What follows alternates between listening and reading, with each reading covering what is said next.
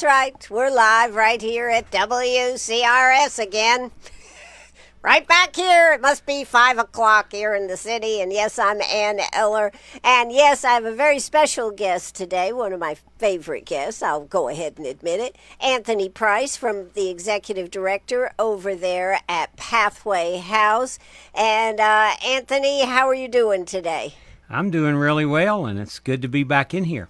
And it's good that I would get rid of your name, who's not Mark Allison or Kathy Miller. So Well, hey, I'll just have to give all three of you a shout out. Y'all did a really good job yesterday, and I enjoyed that.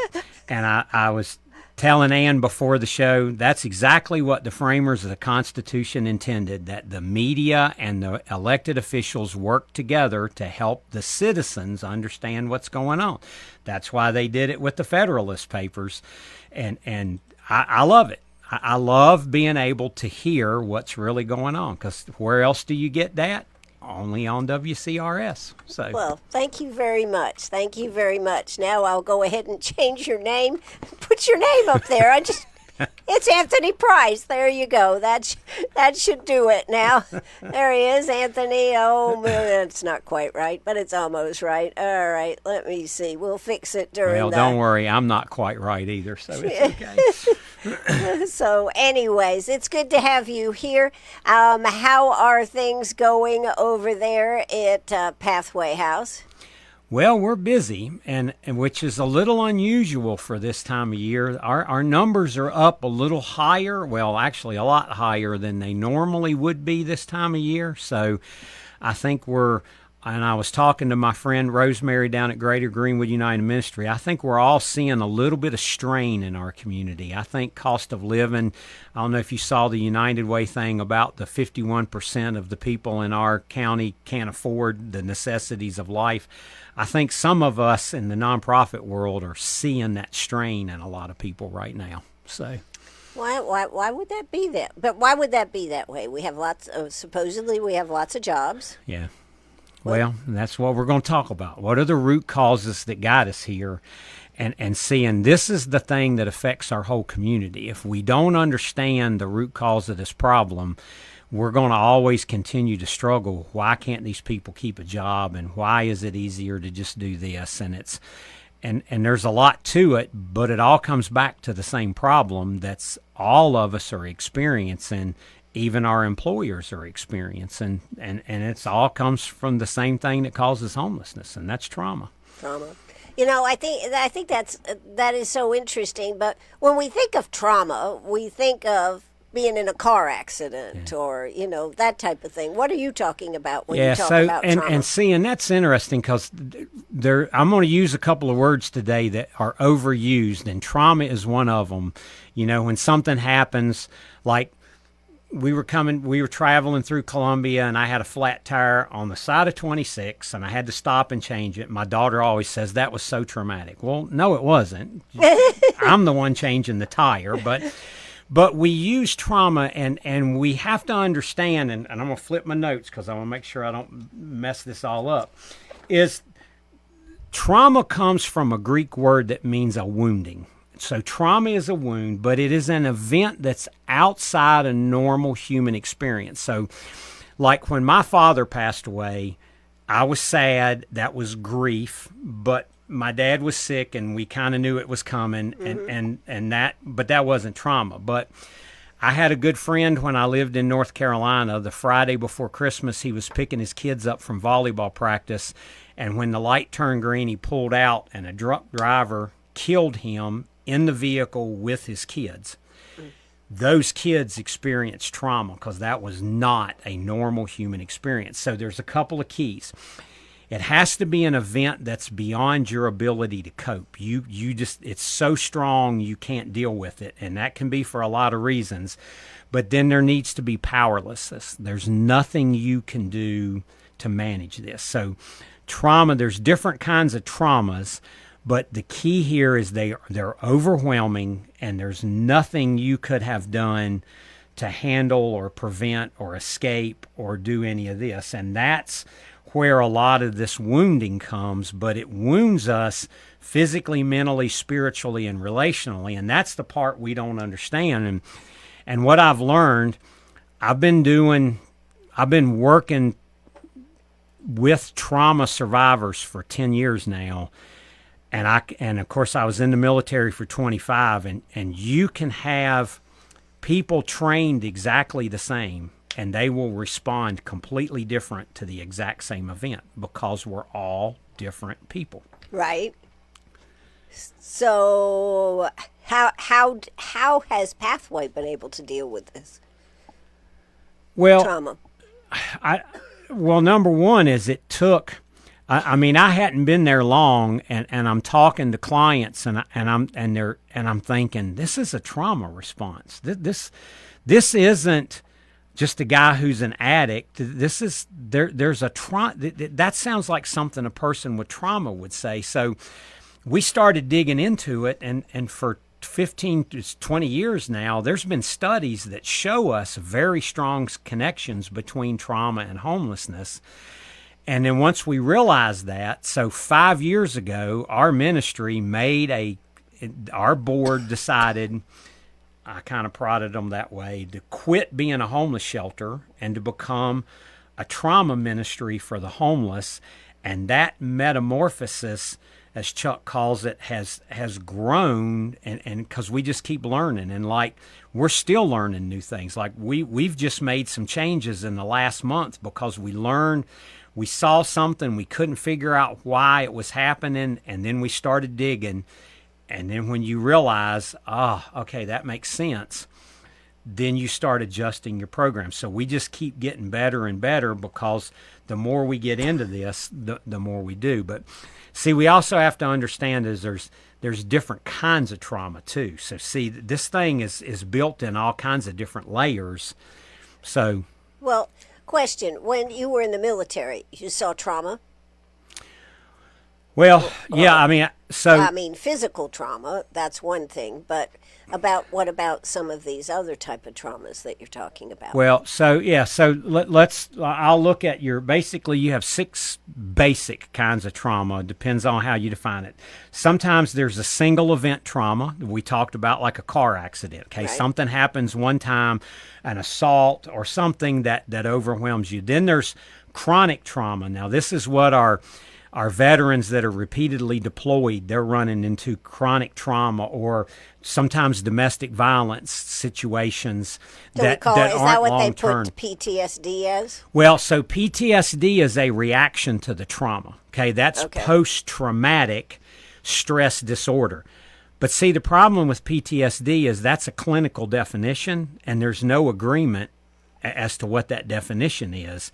And so, you see, so I try not to get too clinical. I try to stay a little more practical with the definition. So what you hear me talk about a lot is what's called complex trauma, which is repeated and sustained trauma, which normally occurs in childhood. So these are children, which is a vast majority of our clients, that suffered abuse, physical, mental, sexual, verbal abuse as a child. And this trauma builds up over time. What makes complex trauma worse is their minds aren't fully formed yet, so it creates all kinds of problems. But there's a new trauma that we're running into that we didn't realize that now in the last couple of months has come to our attention. And then when we start looking, we're realizing this is a lot bigger, and it's called developmental trauma. Okay, so this is a lack of attachment or bonding with your parent when you're a child. So this is a child that's neglected. Now, we used to see it like in the Soviet era, the Russians had these huge, the Soviets had these huge orphanages, and the kids were just in there, and they had all of these problems. Well, they were damaged children. Yes. I mean, yes. And so this developmental trauma is an overwhelming theme in our community, and we're seeing it with our parents because their parents didn't know how to parent, and now they don't know how to parent, and there's no bonding, there's no attachment, and so these kids, so 80% of a child's brain development depends on interaction with other people. So if no one is interacting with this child, their brain is not being able to form. It's not being fed what it needs, which is healthy interactions. And I'm telling, and so Dr. Do you think? I mean, I don't mean to interrupt, but do you think COVID has had some effect on that? No. Now, No, I mean, from the standpoint of the isolation aspect of it, and not having COVID, but the isolation that children didn't get it back into schools, and they didn't have this socialization. well, look, if my parents have a good relationship with me, it doesn't matter whether I'm in school or not. Right. Okay? Actually, they noticed the spike in this when the new 3G internet came out and everybody suddenly got smartphones that you Right. could walk around. When everybody started doing this, that's when they noticed the spike in a lot of this. But I'm telling you, we have 60-year-old men on our campus that never had bonding with their parents. This is as old as time. And again, if my parents didn't know how to do it, then I'm not going to know how to do it Sure. because no one ever modeled it for me. Dr. Vanderkolk says in his book that this has one of the biggest impacts in our society on crime rates and unemployment rates and all kinds of problems because the brain is never fully formed because the interaction it needed. And we're watching it play out with our parents, and we're scrambling trying to figure out, okay, how do we address this? How do we go through this? And there's so many layers. And then you also have other trauma. I mean, our poor neighbors in western North Carolina have what you would call community trauma. After a major natural disaster, there's, that's the stuff the Billy Graham crisis response teams would show up Absolutely. for. So all of this trauma, but what we're dealing with at Pathway, what all of our employers are dealing with, and everybody in our community is a lot of chronic, complex, and developmental trauma. And all of this, a lot of times, goes back to families and childhood. And what nobody understands until we start telling them is how this impacts people, which is why it causes homelessness and job problems and all of this other stuff. So we have all these visible things that we think cause homelessness, but they're not the cause. They're just a symptom of the problem. And I think part of what we've talked about in the past is that these symptoms can be hidden. They can be submerged, shall we say. And somebody could be successful. Somebody could have a home. You have said Yes. on the air here how many people, it's not that they've never owned a home or lived in a home. They know this, but something happens and they totally break down. Because what happens is it's all generally a crisis. It's generally something goes wrong, which happens to all of us. Mm-hmm. But the trauma makes your brain work different, and you don't respond the way everybody else would respond. But look, I have a good friend of mine as a doctor who goes to my church, and he tells me, look, I have really successful people in my office all the time that want to appeal to manage this, and they don't want to talk about what happened. But what we've learned is so many of our clients have no idea that what happened to them when they were a child is Exactly. what's causing this problem. They Exactly. didn't know those two go together. And I'm telling you, our community is filled with people that have no idea that the anxiety they live with every day goes back to something that happened to them when they were a child. Is our community unusual? No. Matter of Okay. fact, our community looks just like the rest of South Carolina. About 66% of our children or of our adults report having adverse childhood experiences. And see it. And the problem is, so there were a lot of us that had adversity in our childhood. Look, my grandfather was an angry drunk. He came home every day and beat my father and his brothers and forced them to go garden with lamps. And he was just an angry man. Well, my dad, God bless him, was an alcoholic, but his answer was, I'm just going to stay at work because if I'm at work, I don't come home and do this. So I had adversity, but the difference, and a lot of people say, well, I had stuff, I should be homeless, why I'm not homeless. Well, the studies tell us that if, as a child, if you have more beneficial experiences than you have adverse experiences, you will thrive. I grew up in a community where everybody in the community knew each other. We all went to the same church because it was the only church. Okay. And we all knew each other, and we had support. Even though my dad wasn't home, there were people in the community, and I had positive experiences, football coaches and baseball coaches. What do these kids have now? What do they have? They come home, they're home by themselves. Mom is working herself to death, or dad is working, and they're on their cell phone or a screen, and they're hidden away. But see, there's so much adversity and nothing good. So, I mean, a lot of my donors will tell me I had all of this stuff, but because when you understand. And that's what we try to do with our kids. We're trying to give them positive experiences because the studies are very clear. You can literally count the positive and negative experiences. If they have more positive, they will thrive. If they have more negative, there will be dysfunction. But think about it. If you're bouncing from place to place, you don't even know who your dad is. Your mom is having to do all kinds of horrible stuff to get you a place to stay. What kind of life is that? That's Greenwood. That's what's going on right here in our community, and we wonder why. Oh, come on, Anthony. That's not going on right here in Greenwood. Yeah, it is. People wouldn't believe that. I know they won't.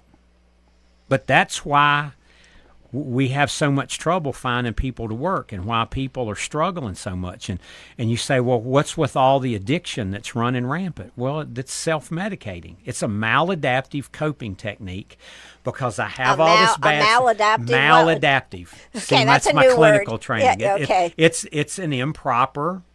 Okay, it's an adaptation. I'm adapting to all of the feelings I have on the inside, all the hurt, and my anxiety makes me press all this down and try to hold it in, which makes it worse. Then you take a pill. And I hurt really bad. Now, look, if I have health insurance, I go see my friend, the doctor, and he gives me a pill.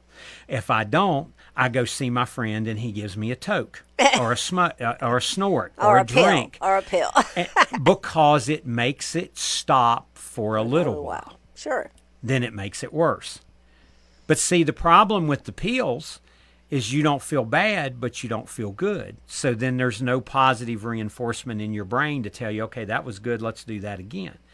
See, all of this. Well, I had a friend that was a psychiatrist, and he had a private practice, and then he went through some changes. He started working for one of these facilities, and he told me, he goes, Ann, I hate it. And he said, I hate it. He said, because all they want me to do is medicate them and get them out the door. They don't want them to, and he was a psychiatrist, so he wanted to heal them. He wanted to have that discussion.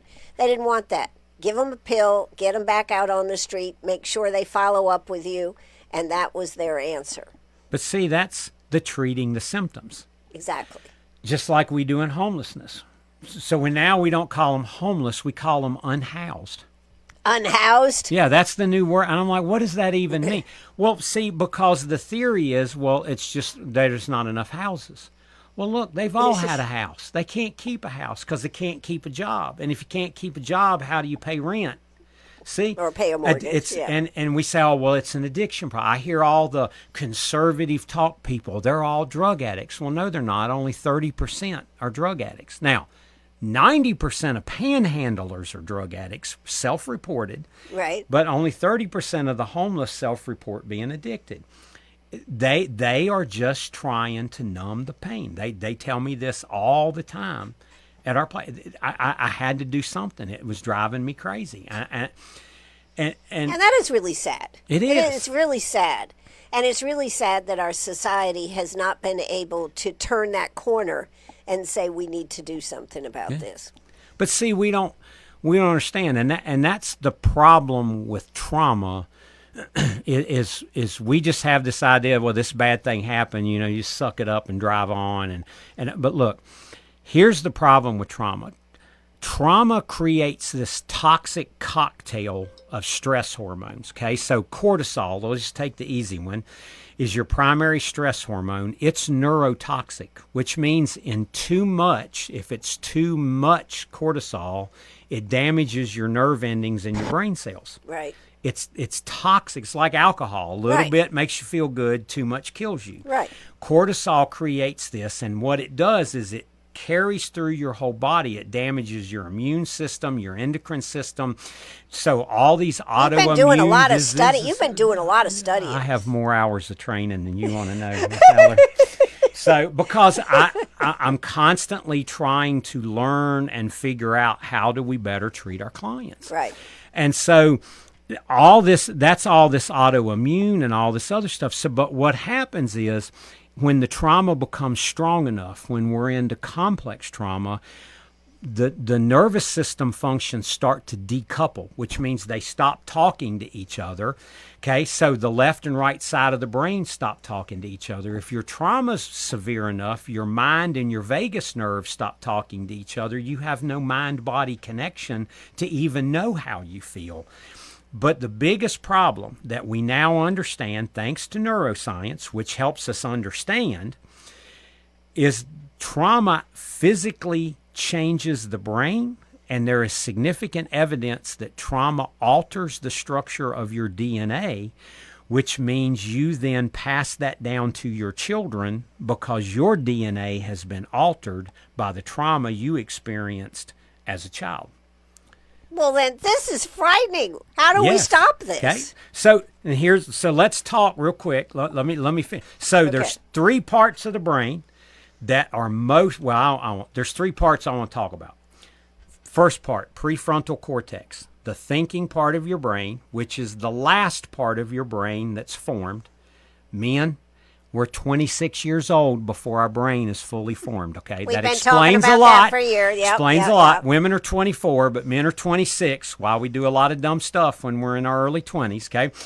But what happens is that part of your brain, which is the thinking part, atrophies. It means it's damaged and it kind of shrivels up a little bit, okay?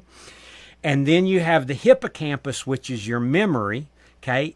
It atrophies, damaged, and shrivels up. But your amygdala, which is like the smoke detector in your brain, that's the part of your brain when you see a grizzly bear says, run. Right. It actually enlarges and becomes hyperactive. So you become a little more animal-like. You're more reactive, less thinking in your process. So these three parts of your brain control your fear, okay? Because fear is learned. Okay, you like when you put your hand on a hot stove, your brain remembers, don't do that. You know that because after that, every time you go to a stove, you're like touching real gently. Is that hot? You learn, but see, that part of your brain, the fear response gets all messed up by trauma because trauma is overwhelming fear. So now what we've learned is after the trauma comes anxiety. Now, anxiety is one of those words that we've way overused in our society. Like, I have exams tomorrow. I have a lot of anxiety. No, that's called anxiousness. Anxiety is clinically defined as a state of sustained fear. So you now have people living in fear because the fear part of your brain is stuck in fear mode. Right. Your brain stays stuck in fear mode. But see, now fear as a survival instinct is logical. I see grizzly bear, I'm afraid. Grizzly bear goes away, I'm no longer afraid. That's normal.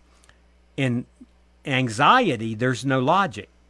There's no stimuli, there's no logic because my brain is messed up. It's stuck in this fear mode. It's working overtime, and that so, one part. Uncertainty, anything uncertain, if I have anxiety, I will avoid it.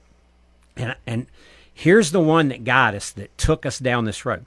We have a mom here in this community that is sleeping in her car with her two children, and every night she stays in a different gas station so the police can't figure out where she's at. She has called us twice. We've had cottages. We've tried to get her to come into our cottage, and she will not do it. She would rather stay. And so the logical thinking brain over here is, and poor Pam that works at the front desk, she's like, why would you do that? Your kids could be safe. Why? Because it's uncertain. She knows this is what I know. And what I know is in my anxiety brain is safer than what I don't know. And that's, and people, listeners are going, that's insane. That is trauma. And that's logical to her. Yes, and to her. And so, and fear of failure. I'm so afraid of failing. So when my boss says, Eller, come in here, you're like, oh, I'm about to get fired. I quit. Right. Before you because can fire I'd rather me. quit before you fire me. Right. See, so Dr. Vanderkolk says this. He says, trauma changes not only how we think and what we think about, but also our very capacity to think. So you're going to have people that have problems learning and remembering because the hippocampus is your memory part of your brain. Well, guess what? It's all messed up now. So learning and remembering you don't do. Organizing, sequencing, that's prefrontal cortex. I can't do that. So we don't give our clients 3 instructions in a row. The most we give them is 2. We try to give them 1 at a time because they'll do 2 and go, what was it I was supposed to do? Well, what kind of employee are you going to be if you can't do 3 steps in a row? Right. See, and that's their problem. So they have all this. And decision making. Study after study after study tells us people with trauma, which is 2/3 of our community, do not consider risk before making a decision. I keep trying to tell our legislators this. You can pass all the enhancements you want. When they're standing there with a gun, because a gun makes me feel safe when I'm afraid, and you make me mad, I'm going to pull the trigger. And I'm not even thinking, if I shoot you, I'm going to jail. They're not even thinking about that. Right. They're just thinking, I'm mad, I got a gun, watch this. I'm telling you, I've worked with 1,200 people over 5 years, and I'm telling you, this is what they're going through. And impulsive behavior, oh my goodness. Why? Because they don't think. Everything is a reaction without thinking, and I do some of the dumbest stuff you've ever seen. But then see my anxiety, I can't focus, I'm afraid of uncertainty. And here's what we just figured out. Because for 2 months I've been praying because I felt like, it's like, God, there's something we're missing. There's a barrier. There's something blocked. And it was the anxiety piece. And when I started studying and digging into this, as long as you have anxiety, the parts of your brain that allow you to make changes will not engage because you're in fear mode. You're in survival mode. Sure. You have to be able to bring people's anxiety down in order to be able to help them start the process of making changes. That's why our clients stay with us for a year, because the first 90 days, all I'm trying to do is help them manage their anxiety in a healthy, natural way, which is available, teaching them coping skills to not come unglued every time something goes wrong, because that's generally what happens and it's pure anxiety, and we have communities full of it, and doctors are giving out a lot of medication for it. So, I know you said you've worked with 1,200 people. What has been the success rate through Pathway House? Well, this is a fun conversation I have with my board all the time. How do you define success? Do you see what I'm saying? So we want success to be this clear-cut, like I made 500 Spacely sprockets today. See, Right.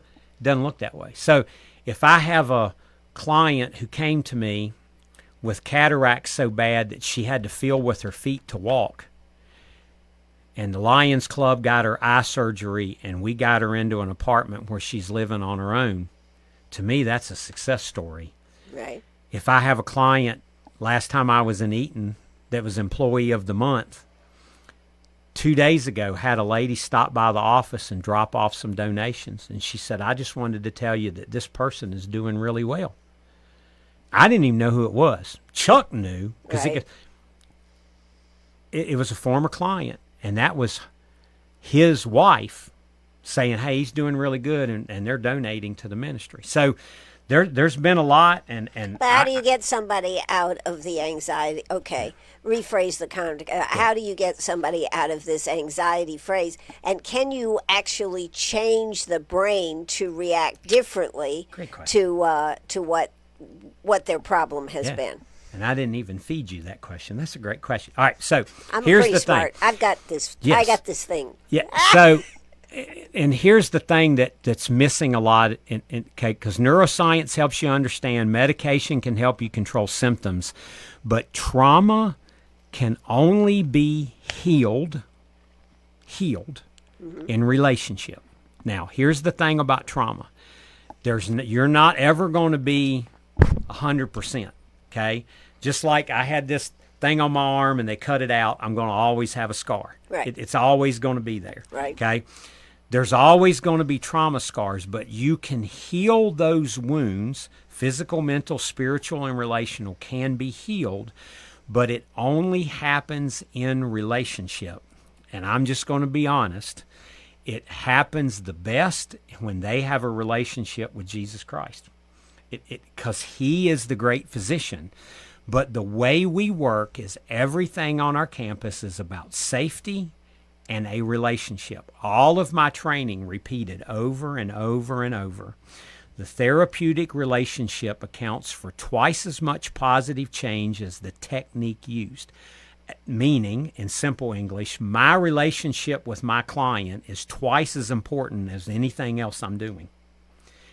That's why our clients live on our campus for a year, and we do discipleship the same way Jesus did it in the Bible. We eat with them, we work with them, we help them, we're constantly coaching them. I mean, I've spent Friday mornings and Sunday mornings, I'm going on my third week, talking to them about fear and anxiety, helping them understand, okay, here's some spiritual things you can do, but here's some physical things you can do. One of the greatest things you can do for anxiety and depression is exercise. Mm-hmm. Study after study after study says it's the most effective thing you can do. So you can release the endorphins. Release the endorphins, but exercise is a positive form of stress, which teaches your body to adapt to stress. So you're building positive things, you're getting endorphins, you're improving your physical condition, which improves your brain function. All of this goes together. And I'm like, look, you don't have to run a marathon. Go walk. Yeah, that's true. Just go walk. So we got clients walking and working out. And there's so many natural things we can do, but we don't want to do it. What you eat, what you drink, sugar increases your anxiety, nicotine, alcohol, all of that increases your anxiety. If I eat healthy, if I eat bananas release serotonin in my brain. Eat a banana. Don't eat a honey bun. See, there's so many little things, but our society is moving toward setting down, eating junk food. You see what I'm saying? Which is why we're seeing this, but it's more about a relationship than it is anything else. But then we got into, okay, so we've got them to this point, but we were really struggling with helping them understand their trauma.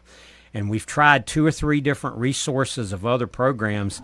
We actually have just created 2 of our own trauma healing programs geared specifically to work with homeless clients.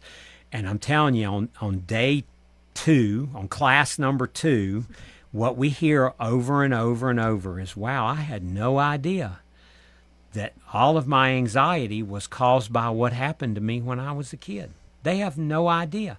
They don't ever why would put you? it Why would you have an Which is why, in defense of all the psychologists, if you come in to a psychologist or a doctor and you say, Doc, I have a lot of anxiety, most of them are going to say, okay, well, here's what we do for, just like when you go to the mechanic and you say, my muffler is making a funny noise. He's going to say, okay, let's get you a new muffler.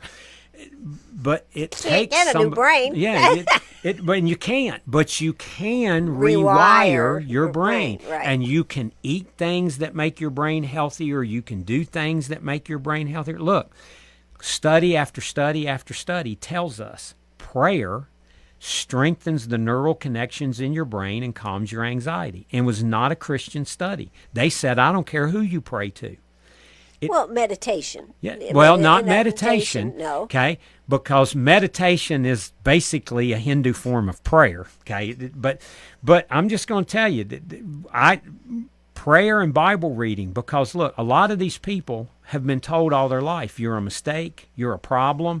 Well, they've personalized all of these things. And then Sure. see, trauma Why also wouldn't you? causes Yeah. shame. I'm defective. Well, when you're here and all of a sudden I'm telling you, look, God loves you. God's always loved you and he'll always love you. You that's not who you are. God says you're his masterpiece. He created you. He loves you. You can tell people are like, what? And people care. And we just finished volunteer training. And I've got this young college student getting ready to go to grad school, and she's going to volunteer all summer. And I said, look, you're going to speak volumes because, look, they know we're getting paid to be here, but you're going to be here on your own, investing in them. You're telling them you care enough to give them your free time. She was like, I said, that's the relationship part of this. But that's the part everybody that comes to our campus and wants to know, what are y'all doing? Why are you doing so much better than everybody else? They don't want to hear this part. They just want to look at our cottages like these cottages have some mystical power or Right. something. It's not. It's, Then if you put them in a house or their little house, and you do these things, that everything will be okay. yeah. And study after study, and we see this, whether it's in Texas, that huge Yeah. place outside the city. We've seen it in Los Angeles. I mean, we've seen it everywhere. And we're seeing it right here in the upstate. There is a push to move the homeless out of the city, what I call internment camps. Get them out there where they're not in front of my business, because you can't fix them. Well, see, what I'm telling you is you can fix them. And I had a guy from Greenville look at me one day and he said, so you're trying to rehabilitate them? And I'm like, isn't that the purpose of what we're supposed to be doing? Oh, no, we just want to build little cottages for them to go in. An internment camp. That's what it really is. Anthony, this is a lot, and maybe I'm a little sensitive to it because I had a brother that had Down syndrome. Yes. And when he was born, my mother really did not understand what it was all about. She took him home, and the doctor kept saying, no, you need to put him in this institution. And finally, about 6 months later, she was like, well, okay. And so that's what they did. And today, look at the difference in how we treat children with Down syndrome. Yeah. But it's that same type of thing. This is what you do. You put them in an internment camp. You move them to a facility. You don't try to deal with them. They are defective. And it's funny to me because here in our community, there's a lot of businesses and other organizations, especially in Uptown, I only hear from one time. We got a homeless person in our lobby. What do? The rest of the time? Because it's not in my backyard, not on my front porch. I was reading all this that's going on in Anderson, and all the local businesses are raising Cain because we got homeless people sleeping in front of our business. So what is their proposal? Let's build a 140-bed shelter out there. Well, that ain't going to solve the problem because you're treating the visible symptoms. Housing is a visible symptom. It's not the cause.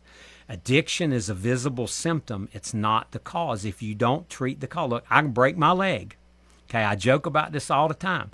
The medics will give me a whole bag of 800 milligram ibuprofens and say, Sergeant Major, take these and we'll get you to doc in the morning. Well, if you don't set the broken leg, it's not going to heal. Right. You see what I'm saying? But by treating the symptoms, but that's the difference. That's why Greenwood is going in a completely different direction than everybody else in homelessness, because we're treating the root causes and not the visible symptoms. So, okay, well, that brings us to an interesting question. What is the difference between Greenwood, our numbers in homelessness, and some of the other areas here in the upstate? Well, that's an interesting, and I didn't really dig into this until I was reading that paper out of Anderson. But so here's the thing. So what's most important, okay? And if you understand how they count homelessness, if you are in a facility like mine or Meg's house or one of these transitional houses, on the night they do the count, you're counted as homeless. Well, they're in a place. So what you really want to focus on is what percentage of your homeless are unsheltered, which means they're on the street or they're in a car or they're in the woods, okay? In 2019, when I got here, because I came in 2018, but this count would have been in January 2019, we were at 28% unsheltered homeless. So that means 28% of the homeless were out here. We're at 3% this year. 2025 numbers, I found them, we're at 3%. Last year we were at 6%. Now we're at 3%. And if we keep working on... Is that across the state? Is everybody at that 3%? So I'll do 2025 numbers. Greenwood's 3%. Spartanburg's 14%. Greenville's 18%. Cherokee's 36%. Anderson, that we just talked about, they're at 67% unsheltered homeless. Is that because everybody's going to Anderson? Well, and remember, that's a percentage. So if you are like Greenville and you have 1,000 homeless people, 14 or 18% of 1,000 people is different than 3% of 130 people that we have in Greenwood. But remember, almost all of those are already in, because there's 225 beds across multiple agencies that you could go here in Greenwood. We have 107. Meg's house has, but hers are domestic violence, which are good. And then there's the transitional houses. And then see where we're taking steps now to start to manage all these people coming in here for rehab that are getting put out on the streets. We're starting to see, I think, some of the fruit, because I'm starting to hear some of these people are getting taken up to the bus station and sent back. So I think we're starting to make this process work, which is why Greenwood looks so much better than we did 5-6 years ago, because we're working together. But see, we're not getting people coming back into homelessness. We're treating the symptoms so people are not coming back. And here's the other thing that Chuck pointed out to me. When you build a big shelter, that is a drain on resources in the community, but when you're treating root causes and you're getting people jobs and houses in your community, you're actually being a benefit to your community, where now we at Pathway House are making an economic contribution instead of a drain on our community, because we're helping people that were unemployed now have good jobs. And we're unemployable. In many cases. Or would be short-term employees, or because of the fear of uncertainty would not go apply for a job, because it's easier to get disability, or it's easier to live off of food stamps and unemployment, because at least I know my bad situation, I understand. That's more comfortable than this job that I don't know because of my anxiety. See, that's what's killing all of our employers is we think people don't want to work, but in many cases they don't have what it takes to work. So when people say, well, you just need to pull yourself up by your bootstraps, well, that takes planning. If you want to start a business, you have to plan, organize, build resource. Well, if you can't plan and organize, how do you do it? Right. I mean, there's a lot of coaching on, okay, here's the step. Number one, do you have a resume? What's a resume? There's so many things we think people know. They have no clue. Just like we always talk about moms, do you read to your children? Well, they don't know that because their mom didn't read to them. So. Sure. Well, it all goes back to It does go back to parenting and the relationship that you have with your child. Now, so you've had a very positive effect on our community. And I think a lot of people don't realize that. And when we see a homeless person out there that may have been in one of these transitional housing and everything, we think that that's bad. But if you're down to 3%, that really deserves a lot of kudos, and a lot of it needs to go to your organization over there. How many? So in the last, how many people have gone through the program and are at some level successful in living life. They don't depend on you. They don't depend on anybody else. They're making it, and they have a grasp on their lives. That's a good question. I will tell you, I'll break it down this way. If they stay with us 6 months or more, they're generally very successful. The ones that just stay 30, 60, 90 days, we call them boomerangs. They go out.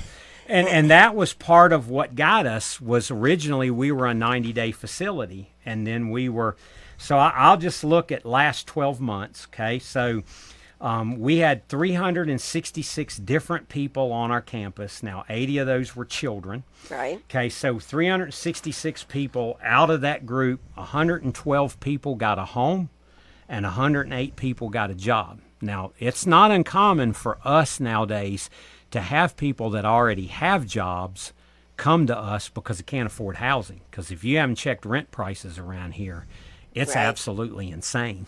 So Well, that's pretty impressive. What were those numbers again? So it was in the last 12 months, 112 people have gotten a home, and 108 people have gotten a job. How many people have you had through your organization? You've got that in the last 12 months. Those are your... Now, are some of those the same people, 108 and the 112? See, I'd have to go back and No, really, I mean, I was really just dig. curious. Yes. Was that... So here's the way we operate is the first 90 days is a lot of coaching, a lot of skill building, life skills, basic work skills, while we work on calming your anxiety. So after 90 days, you go into our more trauma specific, where we start doing our trauma training. And at 90 days, you are very focused on getting full-time employment, and you have to have a savings account after your 90 days. You have to be saving money because they have to have 2 months' rent and a security deposit to move in anywhere.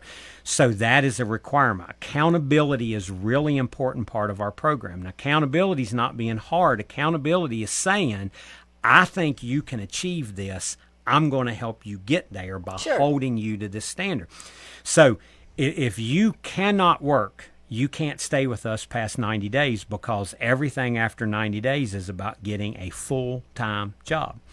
So then you get a full-time job, and then that's that next 90 days. And then after that, we're totally focused on getting you into housing because it takes now a long time to get into housing. And our families, it's a real struggle because it's really hard for a single parent. It's just a real challenge for them, the housing market right now. So now, some of the other things that you do for people, if they need to go to school, you get them into schools. If they've got a drug or alcohol problem, you help them with get into faith homes sometimes, I understand. Is that still what you're doing? yeah, so basically every client is different. Right. Every person is different, and what they need is different. And so we don't try to do everything they need. We just want to do the trauma homeless piece. We have great partners at G-Gum for the medical, at Faith Home for this. We also there's a couple of bigger programs in Greenville and Columbia that if they were willing to commit to a one-year program. And so we have a lot of resources that we use here in our community. If we have a mom that has domestic violence that doesn't qualify for Meg's House, but Alice and them, they can still get them into their counseling. They just can't put them in their shelter. So we've partnered with them so that they have access to some of those other resources that Meg's House offers. So see, we're working with all of our community partners to help them walk. And Do you take any federal money? we don't take any government money whatsoever. We do not use a penny of tax dollars, but we pay a lot of taxes in this county. So yeah, so that's, I think that's an important point for Yes. people to know, and because of that, you're free of government regulation, Yes. whether it's state or federal. yeah, Correct? if we took HUD money, which is the homeless money, we would have to do the HUD program that doesn't work. See, and that's the thing, plus all kinds of other crazy stuff. We are very open. We are an evangelical Christian ministry, And that is very much a part of what we do. So you can't take government money. But I don't take any government money, not even county money, because in reality, all of that's really just pass through federal money. Sure. Anything they give you, it all goes back to one spot. But we don't. That was never what was intended. Our community should be taking care of our community, and our government should be doing essential government functions like law enforcement and firefighting, not all of this other stuff that our government is spending billions of dollars to do that's not a government function. Now, you also, if I remember correctly, you also work with Piedmont Tech if they need educational. They have a great program over there, a vocational training program. Matter of fact, they have an enhanced. They've kind of stepped it up a notch. They came to visit me. So once they get through our work skills, if we think they're a good candidate, we can get onto Piedmont Tech, and they have different vocational. Truck driving, welding, and a manufacturing course. Heating if and air we can conditioning, get them into that, they will never. No one who's ever graduated from Piedmont Tech has ever come back to us. All of them are employed, making really good money, $24, $25 an hour, living in our community. Many of them are now donors back to the ministry. But see, that's the completion, but it takes us 8 months to get them there. Sure. That's the part nobody wants to do. Nobody wants to invest, which is why we can only do Greenwood and Abbeville County. I can't help all these people from Boston and Missouri that are coming here for rehab. I am purely focused on the people from Greenwood and Abbeville because I want to invest in them, because when we invest in them, we make our community stronger. Absolutely. Now you also,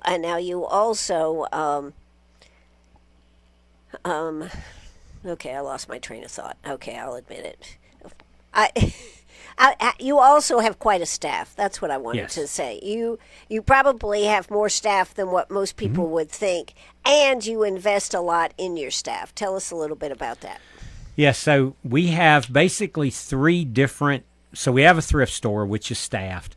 They pay for themselves and make money for the ministry. But then on our campus, we have three different ministries: the men's, the women's, and the family. Each one of those ministries is staffed 24/7. So you can just see the dynamic right there for safety and security and everything. I have somebody in each of those ministries 24/7. But we have invested a ton of money because here's the thing. If I want to do trauma ministry and all I have is one person who's a trauma expert, they become like a cardiologist. I got to get an appointment, and I got to wait 3 months to see my cardiologist. Every person on my campus should be trained in trauma so that we are trauma specific. We even train our volunteers that work with clients in trauma to a little degree so they're trauma informed. So on our campus right now, we have 8 certified mental health coaches, 2 certified trauma informed coaches, and we're going through a cycle right now where we're training everybody on spiritual and mental health first aid. And we're at 4+ because a lot of people are working on that program right now, which teaches them to just kind of be a first responder to do all of this. And so I've got a lot of people I've got counseling certifications and people with degrees in ministry leadership. I mean, I have a top-notch staff. But the concept we use, and this is a concept that comes from post-traumatic growth out at UNC Charlotte, it's called an expert companion. An expert companion is a person that walks with you as you explore your trauma and the healing process, and we just coach you in this process. We are expert companions that our clients don't have to pay for. It's completely free. Because if you've ever checked out the price of counseling in this community, it's crazy. We do all of this for our clients. When the donors give, they are providing this service for all of our clients because that's the only way they're going to heal is they have to have an expert walk with them through this process on a daily basis. It is a relationship, not a transaction. I understand. Now, what do you do for children? Because you do have children Yes. on there, and I think we spent a lot of time talking mainly about adults Yes. and dealing with the trauma. What do we do for the children that live there? Okay. So children's trauma is very different from adults with trauma. Adults with trauma can verbalize. Children cannot. Their brains are not ready to do that. So what we work on with our children is two things. One, we strengthen their family. We're trying to prevent any additional trauma by helping mom deal with her trauma, or dad. I have 3 dads with kids on campus right now. We help them deal with their trauma and build their skills.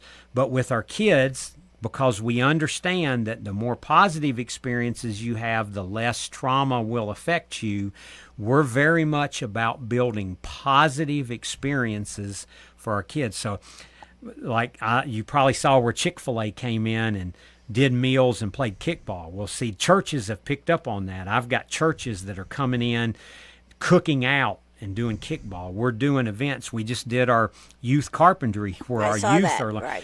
Everything is about building positive experience. So the funny thing is, one of Bruce's neighbors, Bruce that teaches our courses, his neighbor said, "Well, that's stuff my dad taught me." And I said, "Bruce, that's exactly why we have to have this course. They don't have a dad to teach them any of that." Right. Well, Where is they a don't. kid Where going to they learn? go? Yeah. So expense-wise, this looks to me like it has to be a pretty darn expensive program. Yes. And my question is it something that could be expanded on a level? I mean, you're having great success with this and the number of people that you put through in our community. But how do we take this, or can it be taken and expanded on a bigger level? Well, could it be duplicated? Yes. Expanded is a word that's, because Kathy was talking yesterday about strategic plan. We've completed ours, and I was having a board planning meeting today. That's what we got to look at, because the question we now have to answer that we've been wrestling with for a year is it quantity or quality? Because you can't have both. If you have 140 beds, you're going to have a whole lot of counselors to handle 140 people. That's what I'm saying. And right. so every time we add to our campus, I have to add more staff, which then makes it crazy expensive. Well, that's one thing we've always talked about, adding more little houses, Yeah. cottages. But then again, you look at the flip side. What do you need to have to go with it, right? Yeah, because 6 cottages is $90,000 a year in operating expenses. See, and everybody loves to build, nobody loves to fund operating. Yeah.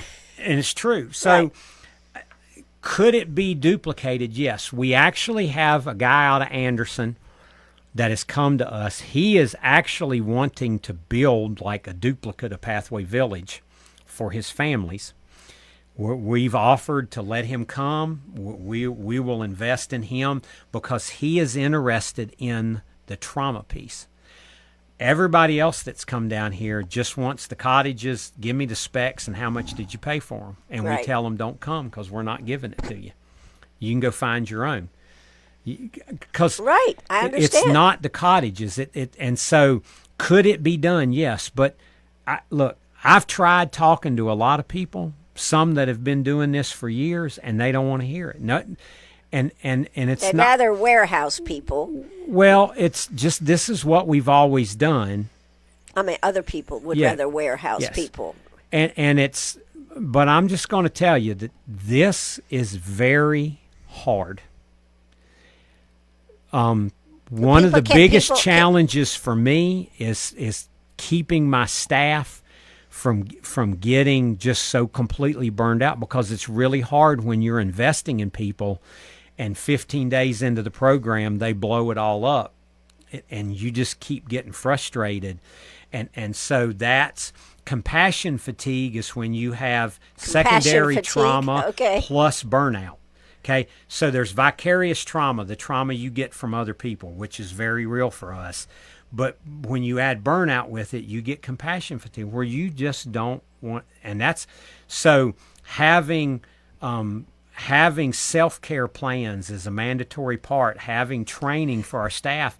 these are all things I had to add because this is a hard ministry. I don't think people, which is why people look at it and they're like, you mean you've got like $2,000 per staff member invested in training? Yeah, I do. Well, that's what I just wondered. The dollars to do something on a bigger level, whether it's Anderson, Greenville, even under setting up programs, would be hard to get. And then I wondered about just the physical burnout that would come from being a counselor. Well, but see, here's the problem.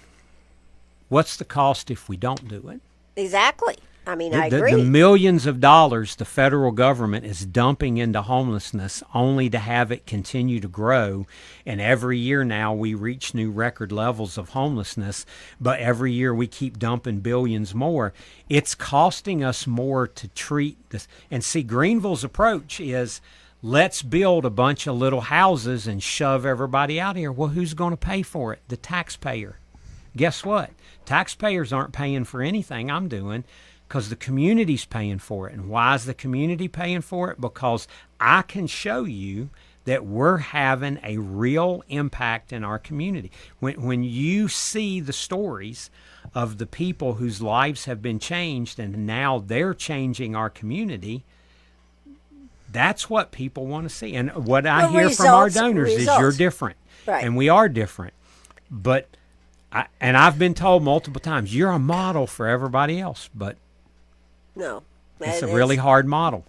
It's a really hard model, and you guys have really put a lot into it. We had a comment on our Facebook Live. Thank you, Anthony, for caring, guiding, and helping others physically, mentally, and spiritually. May God richly bless you and your countless efforts. Judy Davis. Don't know if Thank you, Judith. Yeah, she's one of my top people on Facebook. She keeps up with what we're doing, and this is so successful because it's in Greenwood. The people of Greenwood and Abbeville have made this work when we kind of were stumbling our way through the dark trying to learn. But see, that's what's helped is this constant, okay, let's evaluate, let's adjust. How do we get better? It's just, I guess it's that military, how do I build excellence? How do I always make it better? Because you're either getting better or you're getting worse. Right. You can't stay still. Can't be static, yeah.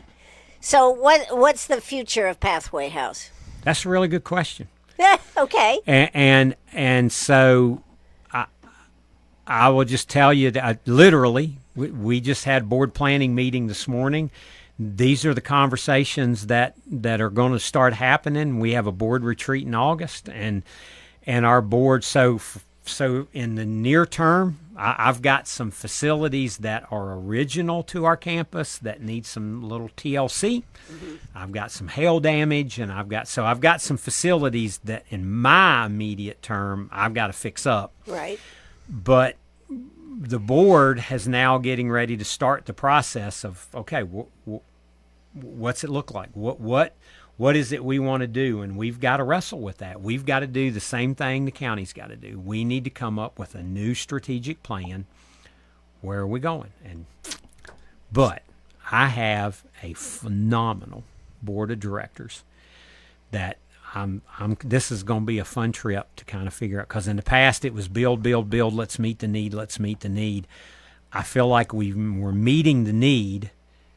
How do we get better? But part of getting better is we've got to get better financially. We're always on the edge. They talked yesterday about, well, we have this extra money in the general fund.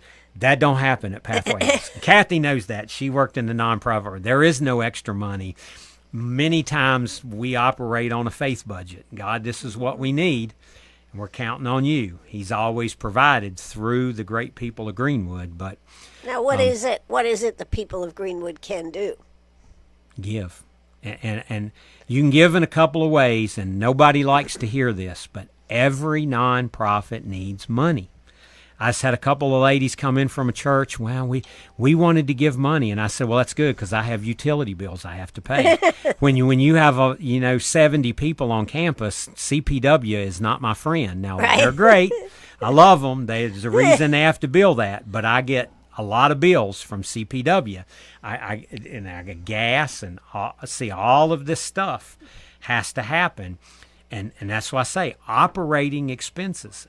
This staff, look, the staff at Pathway could get snatched up in a heartbeat with what they know about trauma and all this other stuff. They're here because it's a passion, but I kind of need to pay them. Right.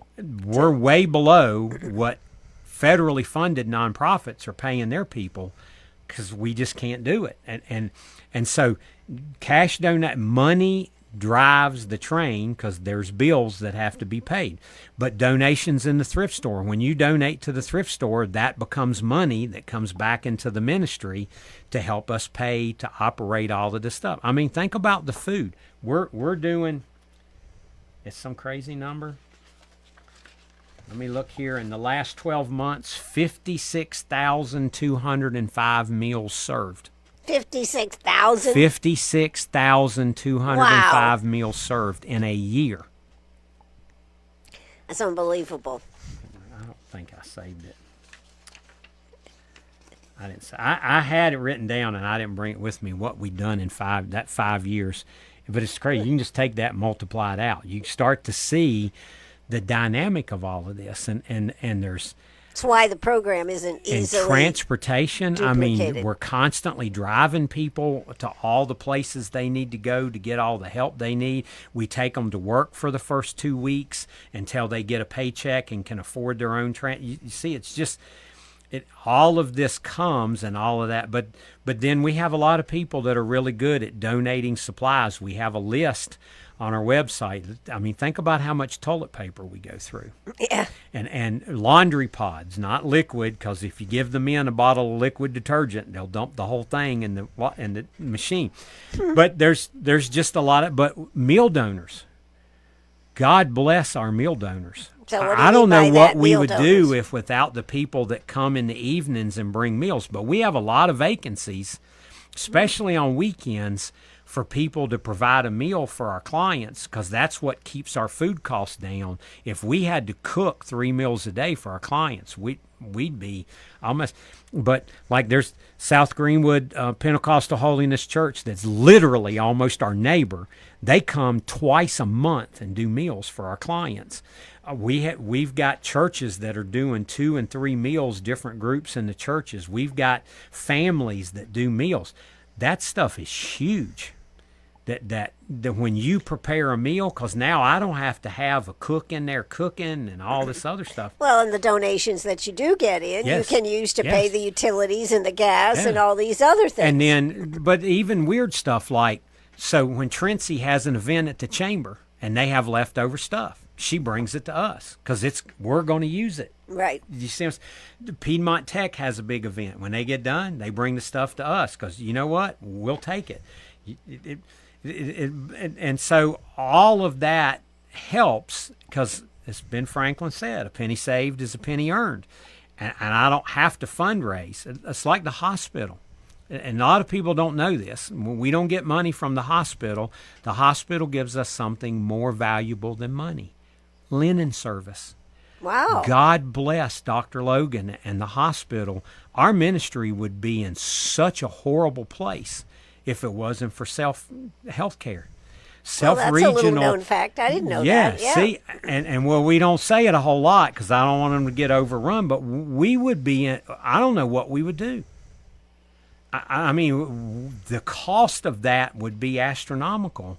Wow. And they have done it since the beginning of us moving over there. That's why their case managers have my personal cell phone number and why they call direct. And we work really hard to try to help the hospital within the limits of what we can do with the people they see, because they're a phenomenal partner. But we also understand that keeping our clients out of their emergency room is helping them out too. Yeah, sure. But see, this community is doing some amazing stuff. Our churches, we have churches that are given to us every month or quarterly as part of their missions thing that are doing all kinds of collections of all kinds of stuff that we would be in a mess without it. Now, if somebody wants to look up more information about you, maybe they haven't heard of you. And I find that hard to believe. But if they were looking for more information, where would they go, or to make a donation? Yeah. Well, you can do all of it on our website. Okay, it's www.gwd, like Greenwood, gwdpathway, pathway.org. When you get to the homepage, if you scroll down to the bottom, there's a guy with a backpack. There's a link, download a ministry needs list. You can open up the list of supplies we need, and it'll tell you exactly. And like, we have donors that just have it on a monthly subscription with Amazon, where it's just delivered every month. You don't even have to bring it. Amazon will bring it. Right. They know us really well over there. So you can do that. There's a donate link. You can donate online. Right there, it's secure. It's all done through First Citizens Bank and Everett, so you don't have to worry about that. There's different ways of doing it, or you can just mail us a good old check. We like those too. So, absolutely. Yeah. It can come in different ways, and it's like the little ladies from the church said, well, it's not a lot. I said, but look, God multiplies all of it. Every Absolutely. little bit makes a big difference when you put it all together. And that's the benefit of this community, is we could not do this without our community. Absolutely. No, and Greenwood is a different place, and people that move here from outside the area, they can't quite figure out what it is we have here. Yeah. Well, and I'll tell you, I learned it from Miss Shirley, who works in our thrift store. That was 35 years working in the mill before everything went crazy. She lived in a mill village, and the mill village was this tight-knit community where everybody helped everybody. You cooked out together. You went to church together. This community learned community from the mill villages. That's what I've said for years. The problem is we're losing that Yes. over time, because these kids, they don't know that. They don't know that security that came from those mill villages. Yeah, that is so true. Well, Anthony Price with Pathway House, he's the executive director over there. This has been another fascinating conversation. I really think that more people should know more about Pathway House and what they do, the numbers, the changes. But the biggest thing we could do is make sure our kids feel safe, isn't it? Yeah. That's safety. It's the kids that don't know where they're going to sleep that night. The kids that come home to empty houses. The kids that spend a lot of time on screens and think that that's okay. That don't have that personal relationship. The parent, the mother, the dad who doesn't take a child and set them on their lap and read to them. All of these things are making that personal relationship that you were talking about in the beginning of the show. And see, I don't think people realize how desperately these kids need positive adult interaction. But I can just tell you from our friends at the Boys and Girls Club, you cannot get adults to volunteer. I've tried to get men. I'm like, they need male interaction because they don't get it. Would you come 30 minutes a week and throw a baseball? I'm busy. That's a simple thing. That's a simple thing. Yeah. And think about the investment it would make in our community. And if you are a business owner and you know how frustrated you get with trying to hire employees or hiring employees and then having somebody go, as you said, oh my God, the stress, I'm running out the door. This would make such a difference in our community. Well, and I'll tell you, and another thing, so I travel. I love going to churches and civic groups and talking about homelessness, but one thing people don't know is I also teach trauma-informed courses. I have a church course. I did one for Rosemary at G-Gum, and maybe our businesses need to understand, because if you understand trauma, then you start to understand your employees, and maybe if I interacted slightly different, I would get a more positive reaction instead of a negative reaction to a lot of this situation. Like last year, I did the same thing for school guidance counselors, and they were all just looking at me. And one of the teachers said, so yelling at the kids is not a good idea. I said, no, you just become an aggressor to them. You trigger their trauma, and they tune you out. Right. Yelling at a kid who's traumatized is just a trigger. And he's like, oh, that makes a lot of sense. And I'm like, yeah, but see, we don't think about that it. way. No, we don't. And so there's a lot of value our community can learn.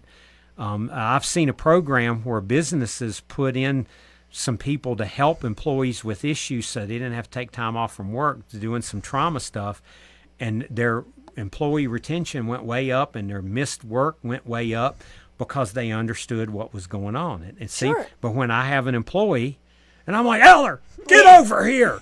Well, but I also talk to my clients. They're like, well, my boss was mean to me. Well, what happened? Well, he kept yelling at me. Well, why was he yelling at me? Well, I was late to work all the time. Well, see, we have to work with our own on our. Okay, look, dummy. Okay, if you had been there, go on time. See, but there's that conversation. See, it's a different way, and we had to teach our staff. There's a different way to talk to people with trauma because our clients will tell you, when you yell at me, I no longer see you. I see the person that used to abuse me, and now all I want to do is kill you, and it or get away, flight, yeah. And see, we don't understand. And see, our community could learn a lot from this. Absolutely, because it's killing all of us in our community. Because these kids, and look, we didn't even get into the impact of homelessness on children and the impact of parents' trauma on kids. Kids are twice as likely to have learning disabilities and 3 times as likely to have behavioral problems if their mother had trauma. Well, guess what? Right. 93% of homeless mothers have childhood trauma and 80% have domestic violence on top of that. So our kids, do you see, this just grows and grows and grows. This is like a piece of gum that just keeps, or a bubble, it just keeps getting bigger and bigger. And these are conversations we need to have. Why were we not successful in all of our workforce initiatives? Because we weren't addressing the root cause of the problem. We thought, well, if we just have some classes and we just tell you about these opportunities, you'll be good. Right. Well, a job fair is a horrible experience if you have anxiety. All That's these true. people you don't know in a crowd, it's the last place anybody wants to be. But see, it's stuff we don't think about, that if our community really wanted to get stronger, we'd have some hard conversations, just like county councils wanting to have some hard. What's our plan? How do we deal? Because there is a direct link between childhood trauma and violent crime. Studies show it over and over and over. We want to drive down crime, take care of our children. Absolutely. Well, we'll have to have you back to come talk about some more of these issues again. I mean, it's been a while since we've talked about any of these issues, but they are so important to the health of your community. And Greenwood is at a size where where you can impact it. Yes. You might not be able to impact a Greenville or a Los Angeles or those type of things, but you can impact in Greenwood. Yeah. And seeing this is a great thing for churches to think about. A church is a phenomenal place to start helping people deal with some of this. There's training courses out there. There's programs out there that are ready-made to do just exactly some of this stuff. And I've been trying to find, but we're too busy with this program and that program. But our pews are filled with people. Trust me, I know my church. Our church is filled with people that have experienced trauma in their life. Wow. Because they're all around us. Absolutely, absolutely. And yet we have a tendency, even when it's happening, to just brush it aside, right? Yeah. And then it becomes a bigger issue as we grow up, and our brain, we talked about in the beginning of the show about how your brain forms and this type of thing, and the wrong forming of your brain can really be a problem. So, Greenwood, what would you like to do about it? I think, number one, you should contact Pathway House and maybe have Anthony or some of his people come and talk at your churches or civic groups and find out what type of things that we can start on an elemental level. There's things you can do to begin those first steps. You don't have to take it all the way to the top. You can start with little steps, can't you, Anthony? Journey of 1,000 miles begins with the first step. Well, or as I tell my staff, how do you peel an onion? One layer at a time. Yeah. But if you don't start, You never will. and that's why I always constantly see we have a mental health crisis in America. No, we have a trauma and a relationship crisis in America, which is driving all of us insane. That's what's wrong. I mean, our attempted suicide rates are insane in this country. Why? Because people are desperately lonely and afraid. But there is an answer, but it takes somebody being willing to invest in that person. It's not a hopeless situation. No, it's not. I have seen God do amazing things. I have seen people that I never... Chuck just told the story of this guy he had. He said he drove me crazy when Chuck first got down here. The guy is a success. He called Chuck the other day to tell him how good he's doing. It works. We've watched it work over and over. And they're now the employee of the month at Eaton. Yeah. So, and the biggest, that plus we need to do something about our children. Children, because if we don't stop this cycle, we are never going to get out of it. No. Because it just becomes bigger and bigger. Well, Anthony Price of Pathway House, please look them up they're on Facebook. They have a website. What's your website again? gwdpathway.org. Think greenwoodpathway.org. If you just type in Greenwood Pathway House in the search engine, she'll pop right up. We know because we keep getting calls from Greenwood, Indiana all the time. Anthony, thanks so much for coming out and sharing with us this afternoon. This has been eye-opening, as it always is, to sit down and talk about that. That's going to do it for us. This is WCRS Radio. I'll be back in the morning, and we'll be talking and having a good time talking about what's coming up this weekend. And I got some stories I didn't get to today, so I hope you'll tune in tomorrow. Bye-bye, everybody. That's a wrap right here on WCRS Radio. Bye-bye, Anthony.